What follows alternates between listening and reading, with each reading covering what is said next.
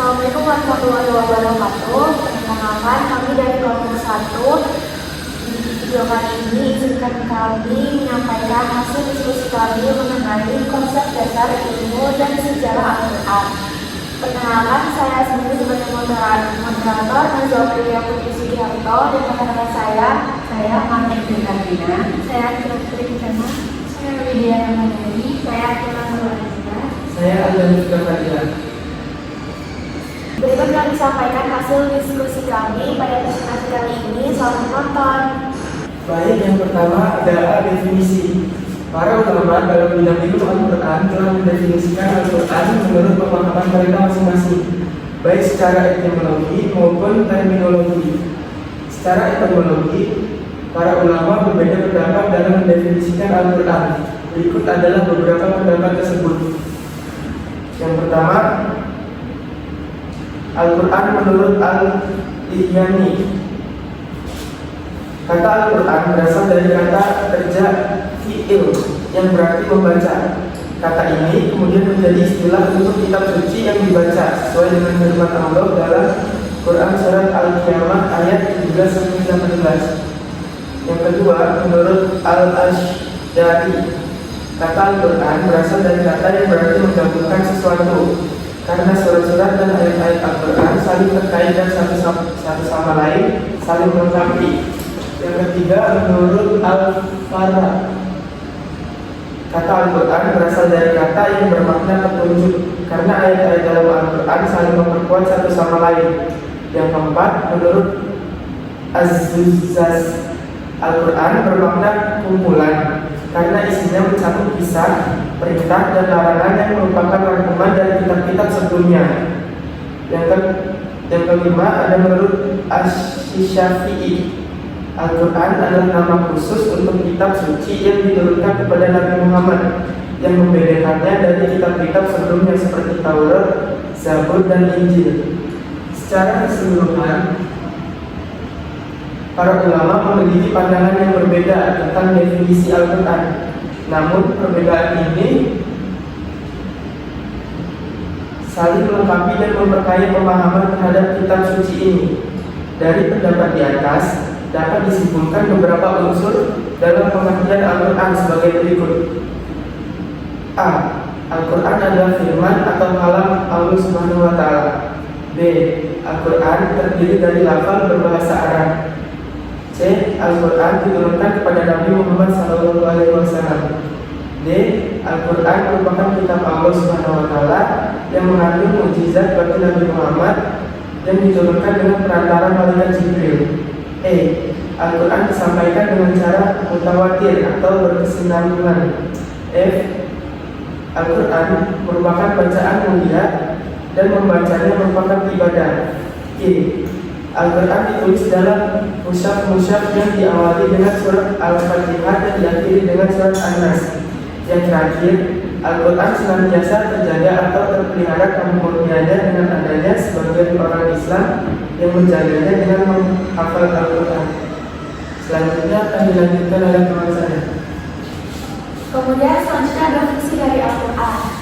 Selain dilihat dari nama-namanya, fungsi Al-Quran juga bisa dilihat dari kedudukannya dalam konteks kesejarahan kitab suci. Sebagaimana diketahui, Al-Quran adalah kitab suci terakhir yang diturunkan Allah Subhanahu wa Ta'ala kepada Nabi dan Rasulnya. Ia diwahyukan kepada Nabi Muhammad SAW yang merupakan penutup para nabi dan rasul. Tidak ada kitab suci selain dan sesudahnya. Sebagai konsekuensi dari kitab suci terakhir, Al-Quran mengemban misi yang lebih besar dibanding kitab-kitab suci sebelumnya. Jangkauan misinya pun lebih luas. Kalau kitab suci sebelumnya ditujukan untuk kaum tertentu dan masyarakat terbatas, Al-Quran diturunkan bagi keseluruhan manusia hingga akhir zaman. Hal itu karena Nabi Muhammad yang membawanya adalah rasul untuk segenap umat manusia hingga akhir masa. Selain itu, Al-Quran juga berperan sebagai sarana ibadah untuk mendekatkan diri kepada Allah Subhanahu wa Ta'ala melalui membacanya dan menangkap pesan-pesan yang ada di dalamnya. Oleh karena itu, fungsi Al-Quran bagi manusia dapat dirinci sebagai berikut. Yang pertama, petunjuk bagi manusia. Fungsi pertama Al-Quran adalah sebagai petunjuk bagi manusia. Seperti diketahui, fungsi utama sebuah kitab suci dalam agama dan keyakinan apapun adalah menjadi pedoman pedoman bagi umat manusia, umat Islam. Meskipun begitu, Al-Quran menyatakan bahwa ia bukan hanya menjadi petunjuk bagi umat Islam. Meskipun begitu, Al-Quran menyatakan bahwa ia bukan hanya menjadi petunjuk bagi kaum muslimin, tapi juga bagi umat manusia seluruhnya. Kemenyeluruhan isi Al-Quran ini tidak lepas dari kemenyeluruhan misi Nabi Muhammad SAW yang diutus untuk seluruh manusia. Yang kedua adalah penyempurnaan kitab-kitab suci sebelumnya. Al-Quran juga berfungsi sebagai penyempurnaan kitab-kitab suci sebelumnya. Fungsi ini hadir karena Al-Quran adalah kitab suci terakhir yang diturunkan oleh Allah Subhanahu wa Ta'ala kepada Rasul dan Nabi-Nya. Sebagai kitab suci terakhir, Al-Quran membawa tugas menyempurnakan kitab-kitab suci terdahulu. Rasionalitas dibalik fungsi ini setidaknya bisa diterangkan melalui dua alasan. Pertama, kitab suci terdahulu memang diturunkan untuk kaum tertentu dan di zaman yang terbatas. Yang kedua, dalam perkembangan sejarah, kitab-kitab suci terdahulu tidak bebas dari perubahan dan penyimpangan. Terkait fungsi Al-Quran sebagai penyempurna kitab-kitab suci sebelumnya, ada 3 rincian tugas. Yang pertama, membenarkan adanya kitab-kitab suci terdahulu. Yang kedua, merumuskan hal-hal yang telah diselewengkan dari kitab-kitab suci tersebut. Yang ketiga, ada menjadi kitab alternatif untuk kitab-kitab suci yang pernah ada. Kemudian fungsi Al-Quran yang ketiga adalah sebagai sumber pokok agama Islam. Sebagaimana diketahui, sumber agama Islam itu ada 3, yaitu Al-Quran, Sunnah, dan Ijtihad. Al-Quran adalah firman Allah yang diturunkan kepada Nabi Muhammad. Sunnah adalah sabda, tindakan, dan ketetapan Rasulullah Muhammad. Sedangkan Ijtihad adalah usaha sungguh-sungguh yang dilakukan oleh ulama mujtahid untuk menyimpulkan hukum agama dengan mengacu kepada Al-Quran dan Sunnah. Ada 2 bentuk ijtihad yang disepakati oleh ulama, yaitu ijma, kesepakatan tentang pasca wafatnya Rasulullah, dan qiyas analogi. Al-Quran merupakan sumber pokok seluruh ajaran Islam. Yusuf Al-Qardawi mengatakan bahwa Al-Quran adalah pokok Islam dan kejiwaannya. Dari Al-Quranlah diperoleh ajaran tentang keimanan atau akidah, ibadah, akhlak, dan prinsip-prinsip hukum serta syariat. Kemudian untuk kedudukan Al-Quran akan dilanjutkan dengan saya. Kedudukan Al-Quran. Al-Quran mempunyai kedudukan dan posisi penting dalam Islam. Al-Quran menjadi basis dari segala aspek kehidupan individual, sosial, dan budaya kaum muslim. Adapun kedudukan Al-Quran dalam Islam yaitu antara lain: yang pertama, Al-Quran sebagai sumber hukum. Al-Quran dipandang sebagai sumber dari segala macam aturan tentang hukum, sosial, ekonomi, budaya, pendidikan, moral, dan sebagainya.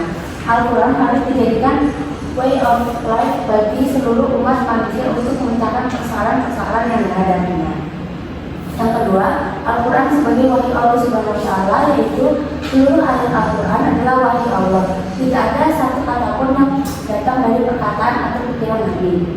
Yang keempat, Kitabun Naba wal Akhbar, berita dan kabar. Artinya, Al-Quran merupakan kabar yang di bawah Nabi yang datang dari Allah dan disebarkan kepada manusia.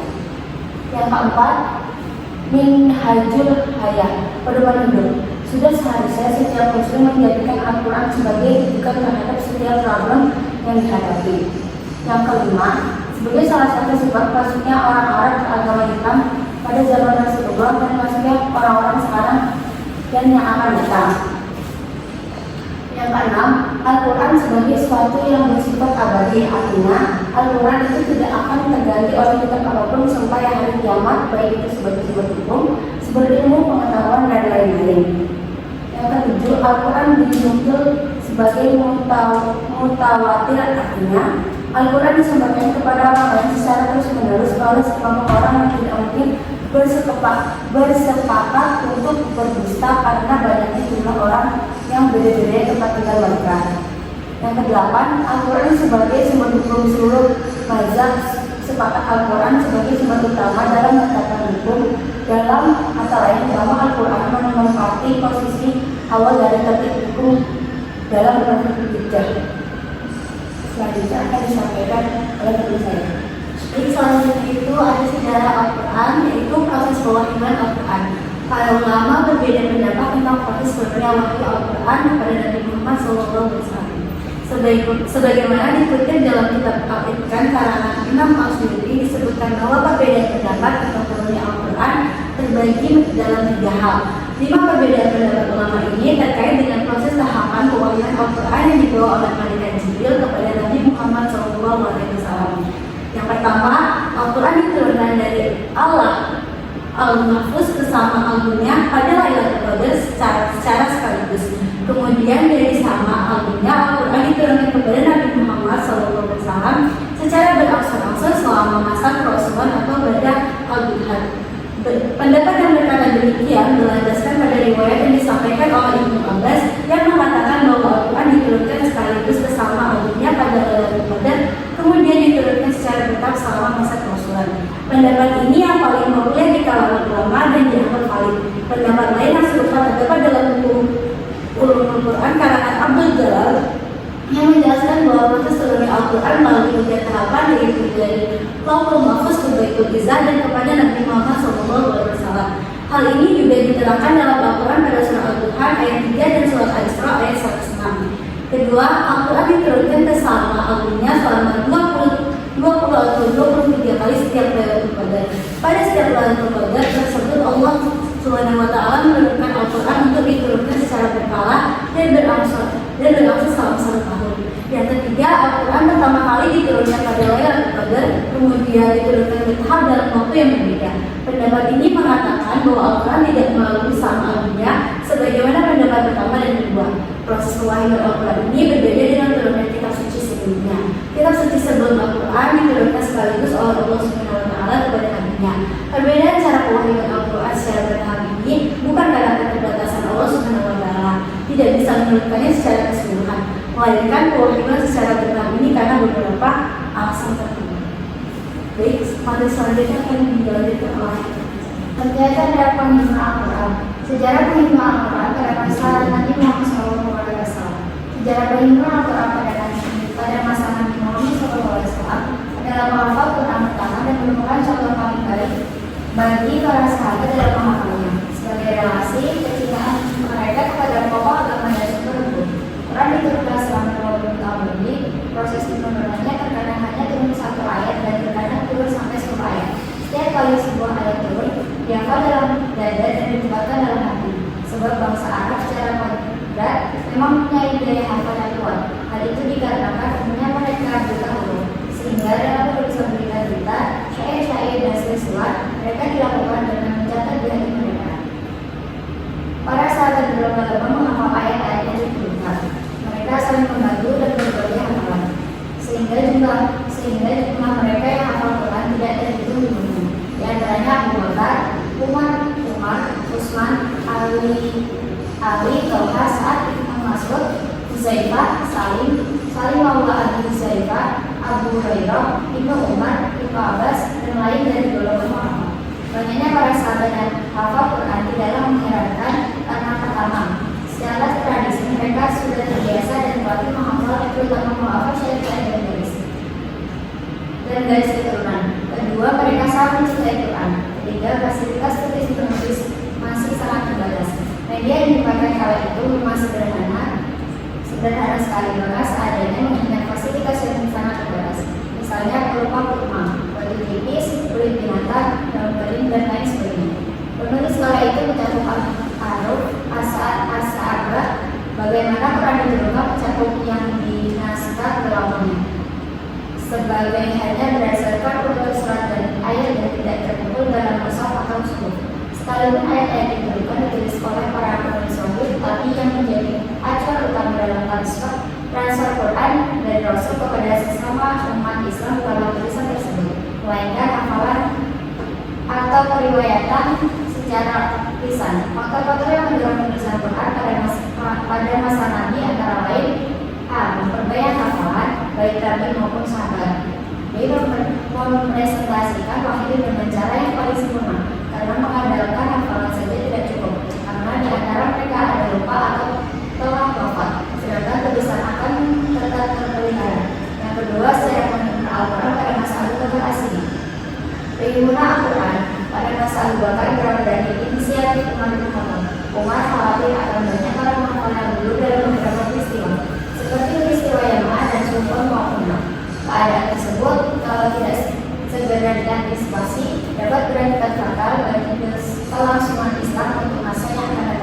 Oleh sebab itu, Umar mengusulkan kepada Abu Bakar untuk mengumpulkan Quran dalam satu mushaf. Semula Abu Bakar keberatan karena dikhawatirkan termasuk perbuatan bid'ah, sebab Rasul tidak pernah memerintahkan perbuatan tersebut.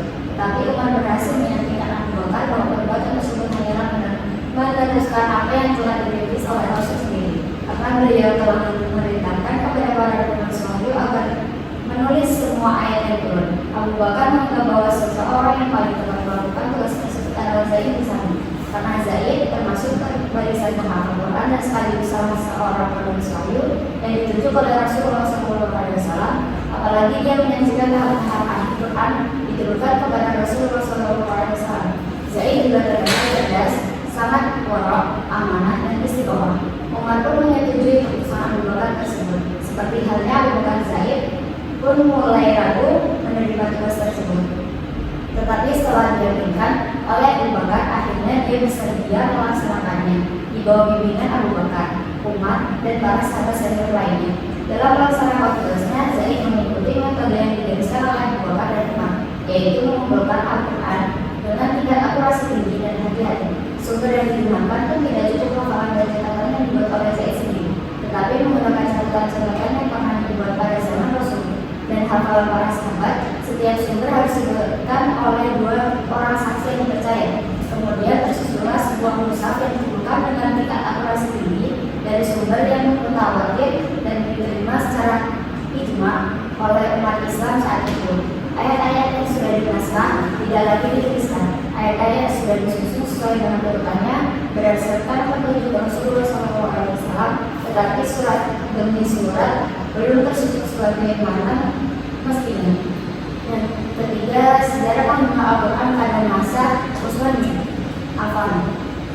Pengumpulan Quran pada masa Utsman bin Affan latar belakangnya oleh meluasnya perbedaan pendapat di antara kaum muslim tentang penulisan dan bacaan Quran yang benar. Terutama setelah wilayah Khalifah Islamnya semakin meluas ke bagian utara dan Afrika Utara. Umat Islam kala itu memiliki perbedaan pendapat yang dalam membaca Al-Quran sesuai dengan asal daerahnya. Misalnya umat Islam di Syam mengikuti bacaan Ubay bin Ka'ab, di Kufah mengikuti bacaan Abu Musa al-Asy'ari, dan sebagainya. Perbedaan seperti itu menjadi masalah bagi sebagian umat Islam, terutama yang tidak mengerti dan tidak tahu bahwa Al-Quran itu diturunkan dalam beberapa versi Quran. Kekhawatiran Utsman dapat terbaca jelas dalam pidatonya waktu itu.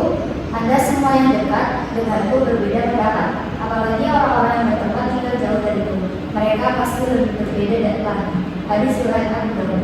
Utsman segera berinisiatif untuk membentuk tim penulisan kembali Quran dengan ke dalam beberapa mushaf dengan acuan Utsman mushaf Abu Bakar. Tim tersebut terdiri dari Zaid bin Sabit sebagai ketua dengan anggota Abdullah bin Zubair, Sa'id bin As, dan Abdurrahman bin Haris bin Hisham. Ketiga anggota berasal dari suku Quraisy, berbeda dengan Zaid yang berasal dari Madinah. Utsman mengatur komposisi tersebut karena apabila terjadi perbedaan pendapat dengan Zaid, maka masih ada 3 orang Quraisy yang menetapkan perbedaan tersebut. Hal ini dilakukan karena Quran diturunkan dalam logat Quraisy. 3 mushaf yang dituliskan pada masa Abu Bakar sudah disusun ayat demi ayat sesuai dengan urutannya yang tauqifi, tetapi surat demi surat tersebut belum disusun sesuai dengan urutannya, maka dia tersebut menyempurnakan dan menyusun surat demi surat sesuai dengan urutannya.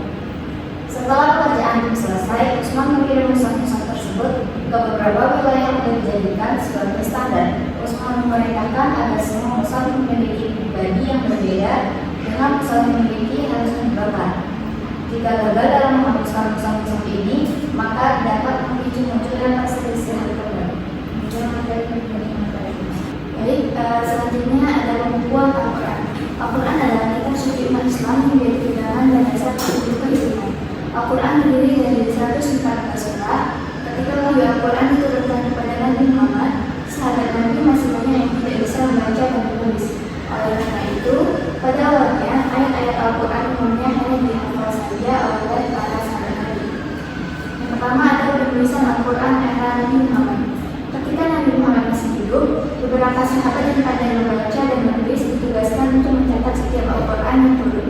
Salah satu sahabat yang bertugas sebagai penulis Al-Quran adalah Zaid bin Sabit. Ketika itu, di Mekah dan Madinah belum mengenal kertas. sehingga ayat Al-Quran ditulis di beberapa koma, tulang-tulang, dan titik-titik. Saat itu, Al-Quran yang ditulis belum disatukan atau dibukukan, karena masih ada ayat yang perlu diturunkan. Yang kedua, ada pembukuan Al-Quran era Khalifah Abu Bakar. Setelah Nabi Muhammad wafat pada 632 Masehi, muncul kekhawatiran akan punahnya Al-Quran di benak Umar bin Khattab. Hal ini disebabkan banyak para penghafal Al-Quran yang gugur saat berperang melawan kemanfaatan dan nabi palsu. Oleh karena itu, Umar bin Khattab kemudian mengusulkan kepada Khalifah Abu Bakar untuk membukukan Al-Quran. Mendengar usulan Umar bin Khattab, pembukuan Al-Quran itu dimulai pada masa Khalifah Abu Bakar. Khalifah Abu Bakar kemudian melakukan pengumpulan naskah Al-Quran. Yang ketiga, pembukuan Al-Quran era Khalifah Utsman bin Affan. Alasan dibukukannya Al-Quran pada masa ini adalah semakin luasnya wilayah Islam dan semakin banyak orang yang tertarik untuk menjadi Muslim. Terlebih lagi, saat itu ada banyak versi Al-Quran yang beredar dengan bacaan dan model penulisan yang berbeda. Oleh karena itu, Khalifah Utsman bin Affan kemudian mengambil kebijakan baru untuk menyamakan bentuk penulisan Al-Quran. Khalifah Utsman bin Affan membentuk tim yang membukukan Al-Quran yang menggunakan Sa'id bin Sabit, Sa'id bin Al-As, dan Abdurrahman bin Al-Haris. Sementara versi lain yang beredar sekunder Al-Quran, Mushaf Utsmani dibakar oleh Khalifah Utsman bin Affan. Hal ini dilakukan supaya tidak ada perbedaan bacaan dan tulisan dalam Al-Quran yang membingungkan umat Islam. Hingga saat ini, Al-Quran yang dibaca oleh umat Islam seluruh dunia merupakan Al-Quran dengan Mushaf Utsmani. Jadi, kesimpulan dari makalah ini, kita membahas konsep dasar ilmu Al-Quran yang mencakup definisi, fungsi, dan kedudukan Al-Quran sebagai kitab suci umat Islam. Al-Quran merupakan petunjuk hidup yang sempurna, diturunkan sebagai pedoman moral, hukum, dan spiritual bagi manusia. Ilmu Al-Quran membantu dalam memahami isi dan makna Al-Quran secara lebih mendalam, termasuk aspek-aspek kebahasaan, hukum, serta sejarah penurunan wahyu. Sejarah Al-Quran juga menjadi bagian-bagian yang dibahas dalam makalah ini, mulai dari proses pewahyuan yang berlangsung selama 23 tahun kepada Nabi Muhammad SAW hingga penghimpunan dan pembukuan Al-Quran oleh para sahabat Nabi setelah wafatnya beliau. Proses ini menunjukkan upaya besar yang dilakukan oleh generasi pertama Islam untuk menjaga keaslian dan kemurnian Al-Quran yang hingga kini tetap terpelihara. Secara keseluruhan, Al-Quran memiliki kedudukan sentral dalam kehidupan umat Islam, baik sebagai sumber ajaran agama maupun sebagai objek kajian dan dalam berbagai ilmu terkait yang terus berkembang dari masa ke masa. Ilmu Al-Quran memberikan kontribusi signifikan dalam menjaga dan memahami Al-Quran secara lebih menyeluruh, sehingga peran Al-Quran sebagai pedoman hidup umat manusia tetap relevan hingga akhir zaman.